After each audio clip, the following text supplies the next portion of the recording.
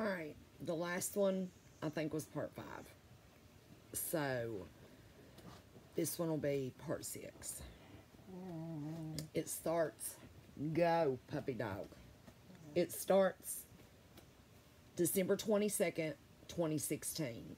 And I didn't go all the way back and pull this up, but I saw a thing where I could see the beginning of it. This was my 1-year mark. And the end of it is cut off because I couldn't click more. But anyway, I posted it to a support group. It says, today makes it official, 1 year. Honestly didn't think I could make it this long. I have you, my sweet sisters, to thank for that. Especially, and I named one in the group, who got me to you. You all have helped me in ways no one else could. I remember when I was 2 or 3 months and read posts from moms that were 10 months in and thinking, I can't do this for 10 months. But here I am. He has been dead a year. I really considered joining him on this anniversary. I thought a year is enough. But several of you ladies pulled me back out of dark times. I still don't want to do this, but now I have at least gained future goals. I found my son's heart-lung recipient. Hush up, Lissa! Sorry, crazy dogs. I found my son's heart-lung recipient. She is now 15 and a wonderful girl, and that's where it cut off the end. Alright, this is, who knows, some depressed poem or something I think I wrote. February 13th, 2017. So just over a year. I wrote this for Logan. Yes, I stole a line or two from Dylan Thomas, but I thought it fitting. Death surrounds me, but it does not find me. Pain engulfs my soul. I long for an end to the pain. I long for death to find me, to take me. How I continue to breathe is unexplainable. I need to be released. I need to sleep the long sleep. Why do I go on? How do I continue? This is more than I can bear. The load is too heavy. The road is too long. This journey must end. There is no joy. There is no sorrow. There is no joy, no end to the sorrow. There is pain with every breath. It increases with every beat of my heart.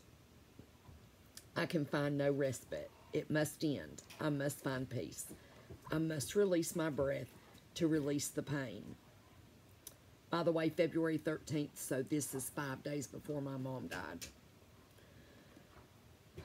I must release my breath to release the pain. It is too much for me to carry, but I cannot put it down. The pain is tied to me. The pain has become part of me. It is most of my existence. I cannot separate from it. I must lay down and sleep. Every cloud is a cloud he will never see. I do not want to see it without him. Every raindrop a drop he will never feel. I do not want to feel the warm droplets without him. Every beautiful sunset is a bitter reminder, a reminder that he is gone. All the beauty he will never see, all the warm sun he will never feel on his skin. It is useless to me now. People walk, children play. The earth continues to rotate. There is night and then day. I sit just outside the bubble of the wall and observe. I feel astonished that it continues. I feel as if I'm always missing the bottom step, stepping out onto nothing but air. I am always right on the cusp of getting the wind knocked out of me. My heart is always just getting ready to skip a beat. My side of the bubble is on the brink. It is collapsing into space. My thin survival is crumbling beneath my feet. There's nothing to hold on to, no way back into everyone else's oblivious bubble. Shh! Go on! I don't even want back in their bubble. It was his pain, now it is mine. I want to close my eyes, outstretch my arms, and just fall backwards. Go on, Lissa! That's what he did. He was outside the real world looking in. He found nothing to hold on to, no hope, no light at the end of his tunnel. So he just closed his eyes and fell away. He floated away to himself, his peace. I wish I was brave enough to fall backwards. I'm not fighting to climb the wall, to find a way back into the bubble, but I can't fall backwards. I'm just letting the dirt crumble from under my feet and waiting to fall. Tick, tick, tick, time ticks by. I sit stuck in my place. I do not move forward with time. Can my body not hear what my mind is screaming? Can my heart not hear the core of my soul yelling, stop beating? He is gone and I should follow. Do not go gentle into that good night. Oh, I will not go gentle. My body will claw and fight the dying of the light. It will claw and fight until it is no longer able. I cannot stop it. You see, this body is no longer mine. This is the body I used to occupy. But the me that occupied this body has gone. It died with him, and a new person took over. I never knew this person before, just like I never knew true pain before, and I never knew pure, unvarnished hatred before. The person in my body knows these things well, and this person will not go quietly. I went quietly for far too long. This new resident will not allow it. And like I said, that was 5 days before my mother died. So, February 18th, I posted in one of my support groups. Almost 14 months ago, I lost my wonderful 16-year-old son unexpectedly to suicide. 6 months later, I unexpectedly lost my loving father who lived with me, following a fall down steps.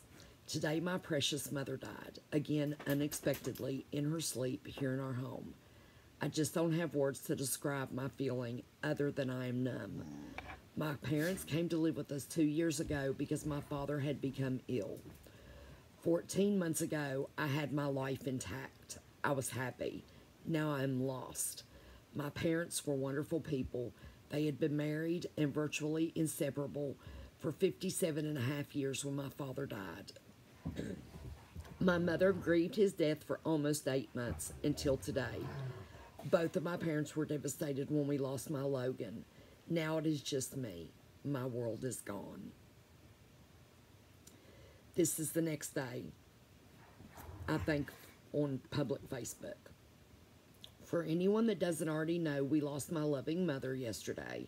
She passed in her sleep and went to join my father, who she missed dearly, that passed 8 months ago. We will all miss her greatly. It seems she had maybe had a heart attack in her sleep, although I never remember her having heart problems, so I really don't know. Anyway, it appeared she died peacefully. I hope Dad and Logan were waiting for her. All right, this is a month later, March 23rd. I've been doing so much better lately that I finally went to the hospital today where Logan did what Logan did. Someone took me out and showed me where he was parked, and I was very surprised. He was parked in the absolute one and only parking spot that nobody, no matter where they parked, would be able to see the front seats of his Tahoe as they walked by. I talked to a staff member that really cared about Logan, and I talked about him without crying. It is what it is. Then I came home and started digging through piles of things in the attic, looking for an outrageously expensive life vest to take to Florida in a few weeks. Everything I touched in the attic was somehow Logan related. I found a photo album he put together when he was 9. I found photographs I haven't seen in numerous years. Some I don't remember ever seeing before, although I know I did. So I came downstairs to my bedroom, took 2 Xanax, and started pouring through pictures. Memories of my happy Logan. I didn't cry. I wasn't angry. I guess more than anything, I'm confused. He seemed so happy. I found so many pictures of him with dogs or cats, and lots of him laid over peacefully sleeping on top of a dog without a care in the world. The staff member I talked to today at the hospital has a very impressive education and years of experience with adolescent kids. She actually talked to Logan on December 18th, right before his discharge from the hospital. Just a few hours later, he was home writing his 7-page note. She didn't miss it. I didn't miss it. There was nothing to miss. No signs, no red flags. He just did it. This was his small photo album and some of the pictures. The cover of the album says Believe, and in the pictures he is 8, 9, and 10. In some, he was playing at Virginia Beach, and some at Myrtle Beach. He was such a beach bum. He loved parasailing. I just don't understand how this has happened. 3 weeks later, April 13th, we met Nicole, his heart-lung recipient. The girl sitting beside me is the 15-year-old recipient of Logan's heart and lungs. Her father is in one picture, her mother's in another picture, and the other girls are her 3 sisters. One of the sisters is her identical twin. Logan's heart beat and his lungs breathe, but really Nicole's heart beat and her lungs breathe. So he'd been gone 16 months when we met her. Anyway, my dogs are being crazy, and Lisa wants to play and Zeus wants to sleep, so they're not getting along right now. This will be the end of video 6, and we'll work on the next video later. Bye.